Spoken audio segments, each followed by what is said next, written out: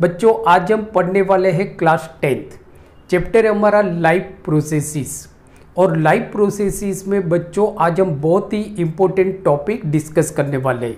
आज का जो हमारा टॉपिक है वो है रेस्पिरेशन। तो रेस्पिरेशन आपकी बोर्ड की एग्ज़ाम के लिए बहुत ही इम्पोर्टेंट टॉपिक है। जैसे देखो बच्चों के आपकी बोर्ड के एग्ज़ाम में रेस्पिरेशन के बारे में कौन कौन से क्वेश्चन पूछे जाते हैं, सबसे पहले तक हम वो समझ लेते हैं। तो आपको एक क्वेश्चन पूछा जाता है what is respiration and give difference between anaerobic respiration and aerobic respiration.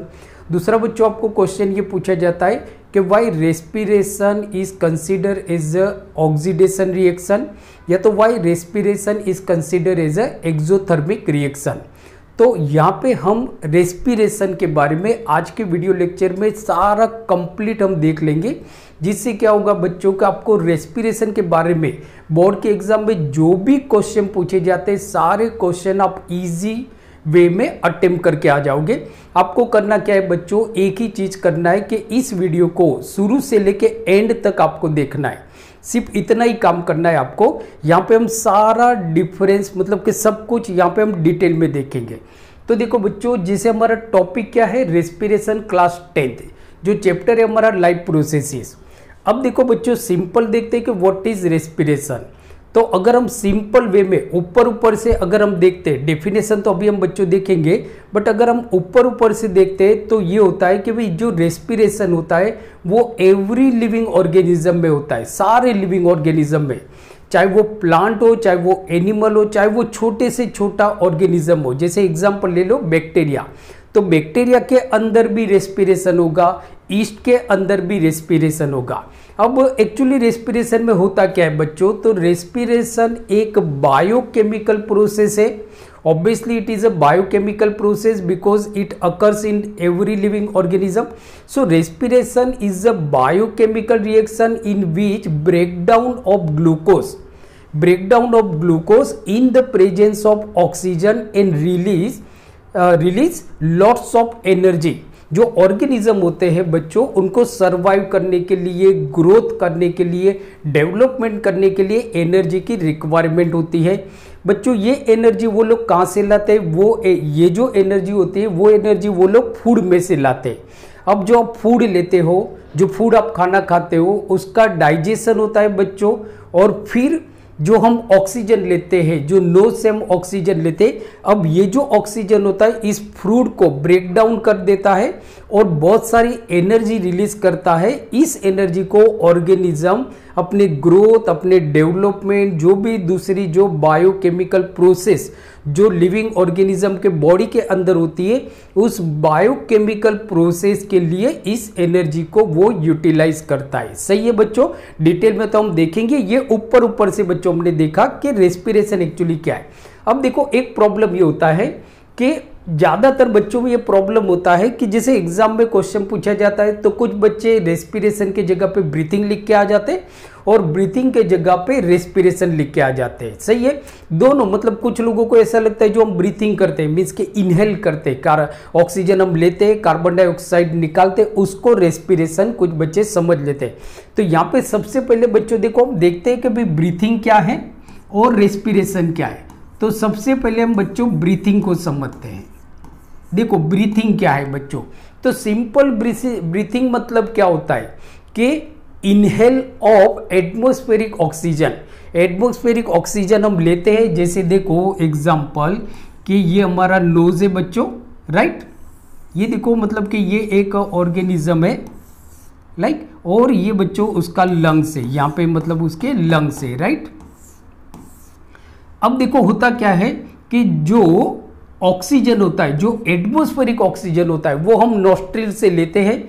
ये ऑक्सीजन बच्चों विंड पाइप से मतलब के विंड पाइप से ये अल्टीमेटली लंग्स के अंदर जाता है। कहाँ पे जाता है, लंग्स के अंदर जाता है। और लंग्स में एक छोटी सी थैली होती है बच्चों, बराबर, सेक लाइक मतलब एक स्ट्रक्चर होता है जिसको हम बोलते हैं एल्वियोली। तो ये एल्वियोली में एक्चुअली ये ऑक्सीजन खत्म हो जाता है, मतलब सॉरी खत्म नहीं, मतलब ये ऑक्सीजन यहाँ पे पहुंच जाता है और एल्वियोली में जो कार्बन डाइऑक्साइड होता है वो रिवर्स प्रोसेस से बाहर आ जाता है, कार्बन डाइऑक्साइड आपका बाहर आ जाता है, राइट, CO2। तो बच्चों ये ब्रीथिंग है, right, this is the breathing. तो ब्रीथिंग मतलब क्या होता है, inhale atmospheric oxygen and exhale carbon dioxide. This physical process is known as the breathing. इस प्रोसेस को बच्चों हम बोलते हैं ब्रीथिंग, राइट। ये फिजिकल प्रोसेस है, यहाँ पे कोई भी केमिकल प्रोसेस बच्चों ब्रीथिंग के अंदर इन्वॉल्व नहीं है, कोई भी केमिकल प्रोसेस इन्वॉल्व नहीं है, ये याद रखना है। तो दिस इज ब्रीथिंग। तो देखो बच्चों, आपका ऑक्सीजन कहां पे पहुंच गया, ऑक्सीजन एल्वियोली के अंदर पहुंचा, राइट। अब देखो क्या होता है, तो हम ऐसा बोल सकते हैं कि जो रेस्पिरेशन होता है, रेस्पिरेशन इन्वॉल्व्स ब्रीथिंग, बराबर, क्योंकि जो ब्रीथिंग है वो रेस्पिरेशन का ही एक पार्ट है, बट जो ब्रीथिंग है उसके अंदर रेस्पिरेशन इन्वॉल्व नहीं होता है। अब कैसे आप बोलोगे ऐसा कैसे होता है, तो मैं समझाता हूं बच्चों। देखो, अब हम बात करते हैं रेस्पिरेशन की। अब रेस्पिरेशन मतलब क्या होता है, रेस्पिरेशन। अब रेस्पिरेशन को बच्चों समझते हैं। तो हम जो भी खाना खाते हैं, जैसे हम खाने में ज्यादातर बच्चों क्या खाते हैं, कार्बोहाइड्रेट खाते हैं, प्रोटीन खाते हैं और फैट लेते हैं, राइट। ये जो कार्बोहाइड्रेट है या प्रोटीन है या फैट है, इसका कंप्लीट डाइजेशन बच्चों होता है आपका स्मॉल इंटेस्टाइन के अंदर, बराबर। जो हमारा स्मॉल इंटेस्टाइन होता है उसके अंदर हम जो भी खाना खाते हैं उसका कंप्लीट डाइजेशन होता है, जो आगे वीडियो लेक्चर में हम थोड़ा डिटेल में बच्चों इसको समझेंगे, बराबर। कि जब हम स्टडी करेंगे ह्यूमन एलिमेंट्री सिस्टम के बारे में या ह्यूमन डाइजेस्टिव सिस्टम के बारे में, तब इसको थोड़ा डिटेल में हम समझेंगे, राइट। अभी हम यहाँ पे ऊपर ऊपर से समझते हैं। तो देखो, अब होता क्या है बच्चों कि आपने जो भी खाना खाया उस खाने का कंप्लीट डाइजेशन हो गया, समझो कि वो ग्लूकोज बना। क्या बना, ग्लूकोज, राइट। ये ग्लूकोज बना कहां पे हुआ, ये स्मॉल इंटेस्टाइन के अंदर हुआ, बराबर। जो हम खाना खाते हैं it is converted into glucose in small intestine. अब देखो, ये जो ग्लूकोज होता है ये आपके सेल के अंदर पहुंच गया। ये समझो बच्चों हमारा सेल है और ये न्यूक्लियस है, दिस इज न्यूक्लियस, न्यूक्लियस, और ये हमारा साइटोप्लाज्म है। अब देखो, ये ग्लूकोज जो है वो ब्लड के थ्रू हर सेल के अंदर जाएगा। हमारे बॉडी में जितने भी सेल है, जैसे हमारे ब्रेन के अंदर जो सेल है, हमारे हाथ में जो सेल है, सारे सेल में ये ऑक्सीजन पहुंच जाता है। तो देखो बच्चों, ये ग्लूकोज आपका यहाँ पे पहुंच गया। ग्लूकोज का मतलब कि जो मॉलिक्यूलर फॉर्मूला है वो है C6H12O6। ये बच्चों आपको याद रखना है, O6। तो जो ग्लूकोज है इट इज 6 कार्बन मॉलिक्यूल, तो देखो ये ग्लूकोज आपका यहाँ पे पहुंच गया C6H12O6, सही है ना। अब क्या हुआ कि जो एल्वियोली में ऑक्सीजन था वो आपका डिफ्यूज कहां पे हो गया, ब्लड के अंदर डिफ्यूज हो गया बाय सिंपल डिफ्यूजन मेथड, बराबर। सिंपल डिफ्यूजन मेथड से ये ब्लड के अंदर डिफ्यूज हो गया।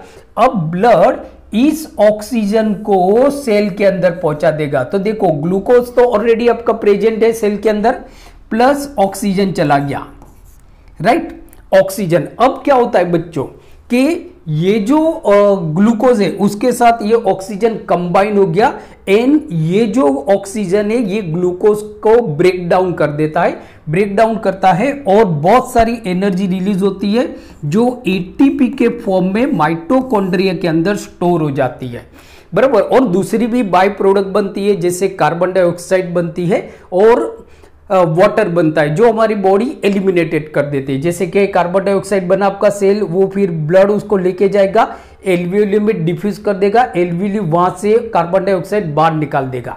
तो ये जो प्रोसेस है बच्चों, इसको हम बोलते हैं रेस्पिरेशन। तो देखो, रेस्पिरेशन क्या है, तो रेस्पिरेशन एक बायोकेमिकल प्रोसेस है बच्चों। Respiration is a biochemical process, right. तो दिस इज रेस्पिरेशन, अंडरस्टूड। अब इसकी डेफिनेशन हम देखते हैं। तो देखो बच्चों, सबसे पहले हम देखते हैं कि ये तो आपको ऊपर से मालूम पड़ गया, बट बोर्ड में डेफिनेशन बच्चों आप क्या लिखोगे कि व्हाट इज रेस्पिरेशन। तो देखो, यहाँ पे मैं डेफिनेशन लिख रहा हूं कि व्हाट इज रेस्पिरेशन। तो रेस्पिरेशन क्या है, तो respiration is a biochemical process in which breakdown of glucose take place in the cell with the help of oxygen and release energy along with carbon dioxide and water. So this biochemical process is known as a respiration.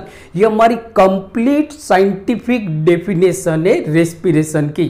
तो respiration is a biochemical process, biochemical process या तो reaction, biochemical process which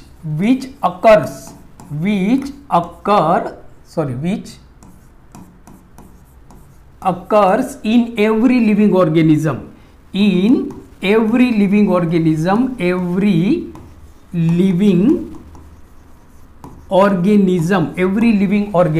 in which breakdown of glucose take place in the help of oxygen.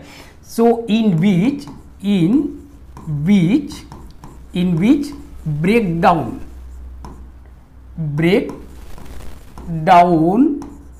of glucose breakdown of glucose take place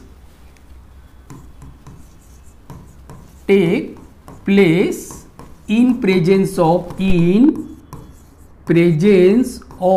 oxygen and release energy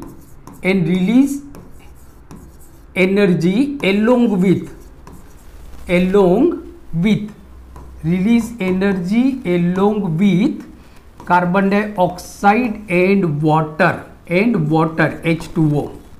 तो बच्चों ये simple definition है आपकी respiration की जो board के exam में पूछा जाता है, बराबर. ये आपको बोर्ड के एग्जाम में पूछा जाएगा. तो देखो वापस मैं रिपीट करता हूं, respiration is a biochemical process. ये बायोकेमिकल प्रोसेस है विच occurs in every living organism. देखो कोई भी ऐसा लिविंग ऑर्गेनिज्म नहीं है जिसके अंदर रेस्पिरेशन नहीं होता है, because every living organism need energy to perform some biological process. Some मतलब कि जो लिविंग प्रोसेस होती है, एक्सक्रिएशन है, आपका मेटाबॉलिज्म, उसके लिए एनर्जी और उसको सरवाइव करने के लिए, बराबर. तो यह हर लिविंग ऑर्गेनिज्म के अंदर होता है, जहां पे क्या होता है, ब्रेकडाउन ऑफ ग्लूकोज का ब्रेकडाउन होता है. कहां पे होता है, इन प्रेजेंस ऑफ ऑक्सीजन के प्रेजेंस में होता है. एंड रिलीज एनर्जी, देखो ये एनर्जी रिलीज करता है along with carbon dioxide and water. ये बच्चों डेफिनेशन आपको पूछी जाएगी बोर्ड के एग्जाम में, तो आप इसका स्क्रीनशॉट ले सकते हो या लिख सकते हो. सही है. अब देखो ये हो गया, मतलब रेस्पिरेशन हो गया. फिर से मैं रिपीट करता हूं, respiration is a biochemical process which occurs in every living organism in which breakdown of glucose take place in the presence of oxygen and release lots of energy along with some byproduct like carbon dioxide and water, बराबर. तो this biochemical process is known as a respiration. इसको बच्चों हम बोलते हैं respiration. अब देखो दूसरा एक क्वेश्चन आता है कि why respiration is considered as a exothermic reaction. ये आपका जो फर्स्ट चैप्टर है केमिकल रिएक्शन एंड इक्वेशन, उसके अंदर एनसीईआरटी में पूरा पैराग्राफ दिया हुआ है. तो why respiration is considered as a exothermic reaction? So respiration is considered as a exothermic reaction because during respiration lots of energy is release. और हमको मालूम है कि ऐसा कोई भी chemical reaction in which energy is release या heat is release, so it is considered as a exothermic reaction. तो देखो रेस्पिरेशन में एनर्जी रिलीज होती है, इसकी वजह से इसको एक्सोथर्मिक रिएक्शन भी बोलते हैं. तो it is called exothermic reaction. इसको बच्चों हम एक्सोथर्मिक रिएक्शन भी बोलते हैं, राइट.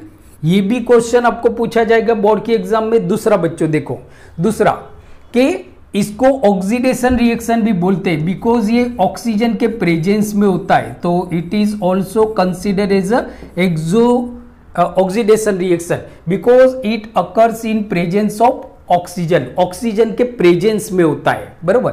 दूसरा इसको सेल्यूलर रेस्पिरेशन भी बोलते हैं, सेल्यूलर रेस्पिरेशन भी बोलते हैं, बराबर। कि क्यों सेल्यूलर रेस्पिरेशन बोलते हैं? बिकॉज ये इनसाइड द सेल में होता है, सेल के अंदर होता है, therefore it is called cellular respiration. इसकी वजह से इसको बच्चों हम बोलते हैं सेल्यूलर रेस्पिरेशन। तो देखो बच्चों, रेस्पिरेशन तो आपको मालूम हो गया, राइट। अब टाइप्स ऑफ रेस्पिरेशन हम देखते हैं। टाइप्स ऑफ रेस्पिरेशन जो बहुत इंपॉर्टेंट है, आपको 3 मार्कर या 2 मार्कर क्वेश्चन पूछा जाता है। Give difference between aerobic respiration and anaerobic respiration. सही है ना बच्चों? तो अब हम देखते हैं टाइप्स ऑफ रिएक्शन। तो इसको हम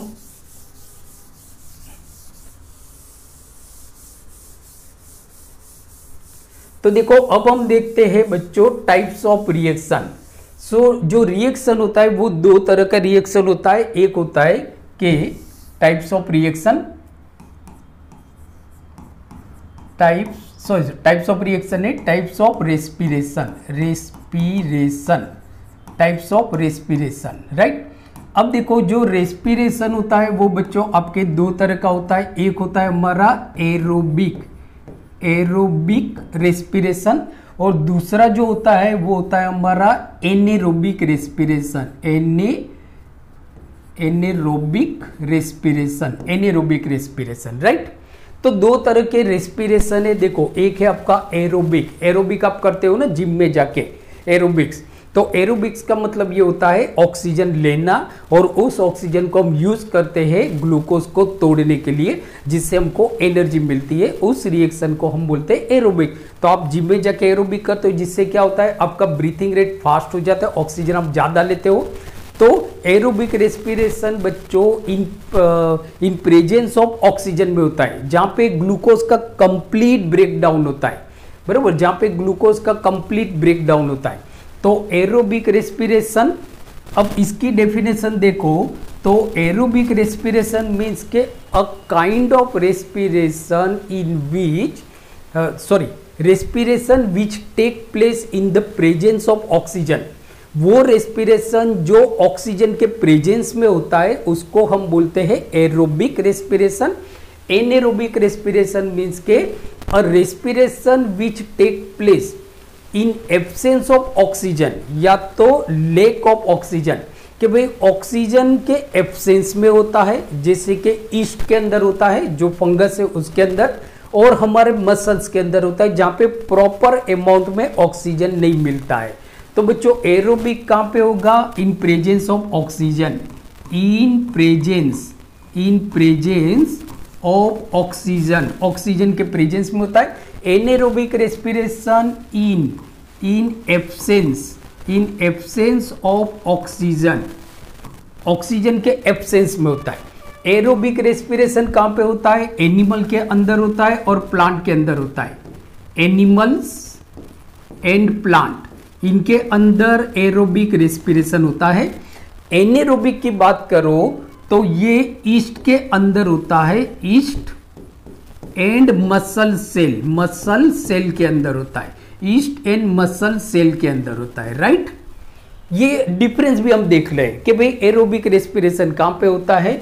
तो एरोबिक रेस्पिरेशन मींस के a kind of respiration which occurs in the presence of oxygen. Anaerobic respiration a kind of respiration which occurs in absent और लेक ऑफ ऑक्सीजन, बराबर। Aerobic respiration take place in animals and plant, anaerobic respiration take place in yeast and muscle cells. Obviously बच्चों, यहां पे देखो, यहां पे oxygen का complete breakdown होता है, ग्लूकोज का कंप्लीट ब्रेकडाउन होता है, क्योंकि आपको ऑक्सीजन बहुत सारा मिल रहा है, अच्छी का अमाउंट में आपको ऑक्सीजन मिल रहा है। तो यहां पे देखो बच्चों, कंप्लीट ब्रेकडाउन होता है, कंप्लीट ब्रेकडाउन ऑफ ग्लूकोज का कंप्लीट ब्रेकडाउन होता है, बराबर। यहां पे इनकम्प्लीट ब्रेकडाउन होता है, इनकम्प्लीट ब्रेकडाउन, पूरा ब्रेकडाउन नहीं होता है, इनकम्प्लीट ब्रेकडाउन ऑफ ग्लूकोज। मैं पूरा नहीं लिख रहा हूं क्योंकि टाइम नहीं है हमारे पास, बहुत लंबा लेक्चर हो जाएगा इसकी वजह से। तो यहाँ पे कंप्लीट ब्रेकडाउन होता है। अब ऑब्वियसली बच्चों कंप्लीट ब्रेकडाउन होगा तो लॉट्स ऑफ एनर्जी प्रोड्यूस होती है, लॉट्स ऑफ एनर्जी, बहुत सारी एनर्जी प्रोड्यूस होती है बच्चों, राइट। यहाँ पे एनर्जी कम प्रोड्यूस होती है, less amount of energy, less amount of energy produce. यहाँ पे एनर्जी बच्चों आपकी कम प्रोड्यूस होगी, राइट, सही है बच्चों। अब देखो ये मतलब हमने ऊपर ऊपर से एरोबिक और एनेरोबिक रेस्पिरेशन को हमने देखा। अब इसका प्रॉपर डायग्राम हम देखते हैं बच्चों, जो आपकी बोर्ड के एग्जाम के लिए बहुत इंपॉर्टेंट है, 3 मार्कर क्वेश्चन में पूछा जाएगा। जो अभी हम देख रहे हैं वो आपको 3 मार्कर क्वेश्चन में पूछा जाएगा। तो अच्छी तरह से ये तो बच्चों हो गया आपका टाइप्स ऑफ रेस्पिरेशन। 2 तरह का होता है, एरोबिक एंड एनेरोबिक होता है। ये एनिमल्स और प्लांट में होता है, ये ईस्ट में होता है, राइट। चलो अब देखो दूसरा हम देखते हैं यहाँ पे जो आपके लिए बहुत इंपॉर्टेंट है। तो देखो अब फर्स्ट कि अभी जैसे मैंने आपको बताया बच्चों कि ग्लूकोज हमारा 6 मॉलिक्यूल कार्बन है, 6 मॉलिक्यूल कार्बन है। तो देखो ये ग्लूकोज है आपका, दिस इज ग्लूकोज। इसका अगर मॉलिक्यूलर फॉर्मूला हम देखते हैं बच्चों तो वो है आपका C6H12O6, राइट। अब फर्स्ट स्टेप क्या होता है, रेस्पिरेशन का जो फर्स्ट स्टेप होता है, चाहे वो एरोबिक रेस्पिरेशन हो या एनेरोबिक रेस्पिरेशन हो, तो जो फर्स्ट स्टेप होता है वो होता है कि glucose is converted into pyruvate. Glucose जो होता है वो पायरूवेट में कन्वर्ट होता है। पायरूवेट मतलब जिसको हम बोलते हैं पायरूविक एसिड, जो 3 कार्बन मॉलिक्यूल होता है। तो फर्स्ट स्टेप होता है बच्चों कि फर्स्ट स्टेप आपका जो फर्स्ट स्टेप होता है वो होता है glucose converted into pyruvate. Pyruvate, glucose आपका कन्वर्ट हो जाता है पायरूवेट। सो पायरूवेट एक्चुअली आपका 3 कार्बन मॉलिक्यूल है। कैसा है, 3 कार्बन मॉलिक्यूल, 3 कार्बन मॉलिक्यूल। ये हमारा 6 कार्बन मॉलिक्यूल होता है।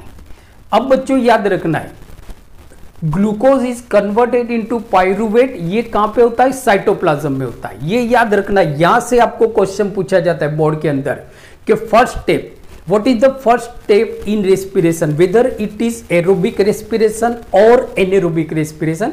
So first step in respiration is glucose is converted into pyruvate, pyruvate या तो pyruvic acid, that is a 3 carbon molecule and which take place in the cytoplasm.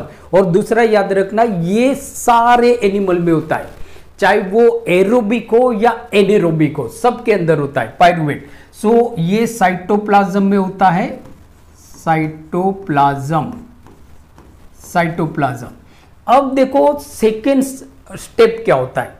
तो अगर aerobic respiration होगा तो अब ये जो पायरूवेट है आपका, अब ये जो पायरूवेट है ये आपका कन्वर्ट हो जाएगा, पायरूवेट बराबर किस में कन्वर्ट हो जाएगा आपका, तो वो कन्वर्ट हो जाएगा 6 molecule of carbon dioxide, 6 molecule of water and lots of energy ATP. तो अब ये जो पायरूवेट है, तो अगर ये एरोबिक रेस्पिरेशन है, मींस के एरोबिक रेस्पिरेशन, एरोबिक रेस्पिरेशन, अगर एरोबिक रेस्पिरेशन है ये कहां पे होता है, तो ये याद रखना है इन माइटोकॉन्ड्रिया, माइटोकॉन्ड्रिया, माइटोकॉन्ड्रिया के अंदर होता है। ये याद रखना है बच्चों, ये बहुत इंपॉर्टेंट पॉइंट है।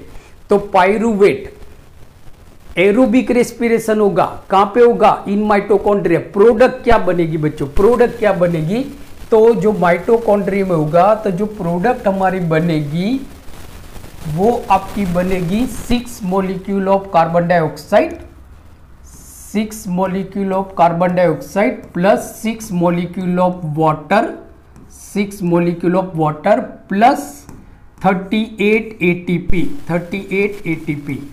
देखो बच्चों लॉट्स ऑफ एटीपी बन रहा है, 38, किसी किसी में 36 भी लिखा हुआ है, क्योंकि ये 2 स्टेप में होता है जो आप हायर क्लास में पढ़ोगे 11th में जब आप बायोलॉजी लोगे तब।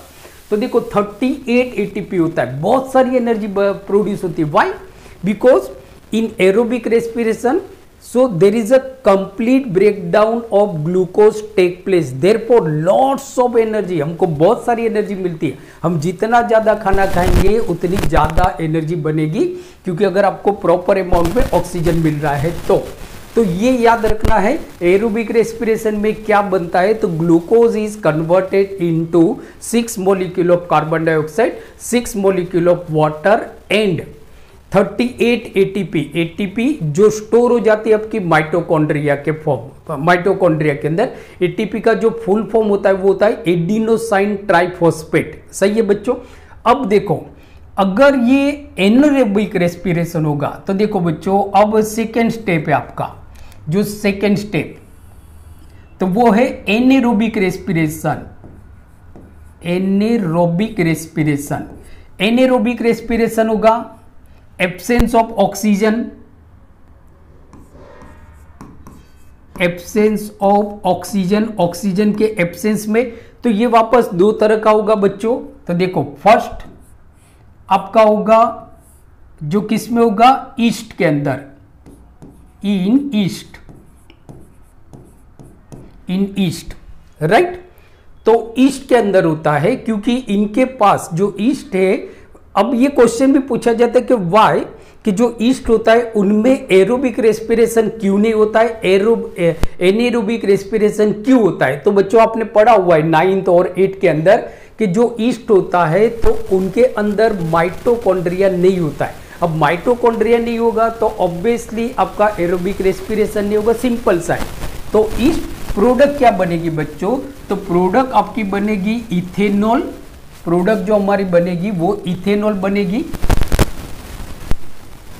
इथेनॉल जिसको अल्कोहल भी बोलते हैं, ethanol plus carbon dioxide plus 2 ATP.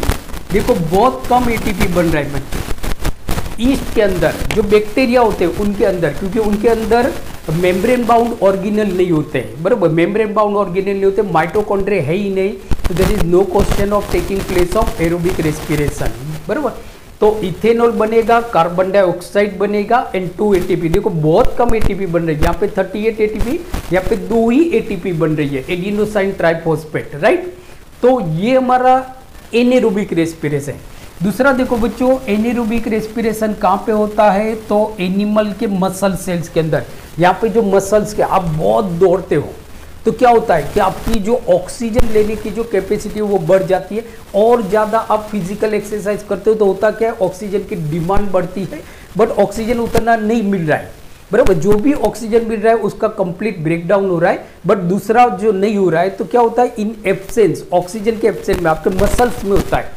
तो एनेरोबिक रेस्पिरेशन इन मसल्स, कहाँ पे होगा, मसल्स के अंदर, मसल्स के अंदर। यहाँ पे प्रोडक्ट आपकी इथेनॉल नहीं बनेगी, प्रोडक्ट जो हमारी बनेगी वो लैक्टिक एसिड बनेगी। क्या बनेगी, लैक्टिक एसिड। तो प्रोडक्ट जो हमारी बनेगी वो लैक्टिक एसिड बनेगी प्लस एनर्जी, बहुत कम एनर्जी बनेगी, प्लस एनर्जी, राइट।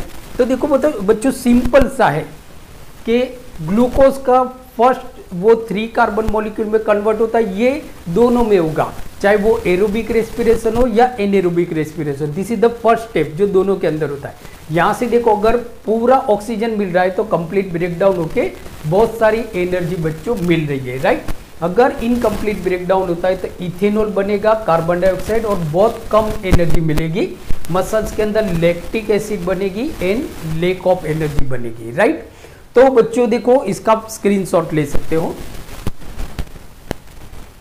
तो आज बच्चों आपने देखा रेस्पिरेशन कंप्लीट, हमने देखा एरोबिक रेस्पिरेशन क्या होता है, एनेरोबिक रेस्पिरेशन क्या होता है। तो आई होप आज का वीडियो आपको बहुत अच्छा लगा होगा, तो प्लीज इसको लाइक कर दीजिए और शेयर कर दीजिए। तो मिलते हैं अगले वीडियो लेक्चर में जहां पे हम कुछ दूसरा भी पढ़ेंगे। Okay, thank you very much for watching today video lecture. Keep watching and keep study. Thank you very much.